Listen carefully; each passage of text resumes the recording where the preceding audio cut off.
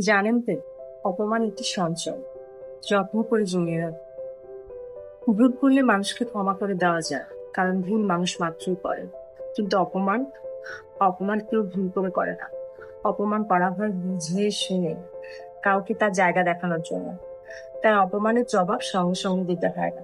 সব কথার উত্তর মুখে দিত না। কিছু উত্তর সময় দেয়, কিছু উত্তর পরিস্থিতি দেয়। শুধু মনে রাখবেন, কে, কবে, কোন জায়গায় দাঁড়িয়ে আপনাকে অপমান করেছে। তারপর নিজের মতো চলুন, নিজের কাজ করুন, নিজের জীবন নিয়ে ব্যস্ত থাকুন। কারণ একদিন যখন পরিস্থিতি বদলাবে, তখন আলাদা করে কিছু বলতে হবে না।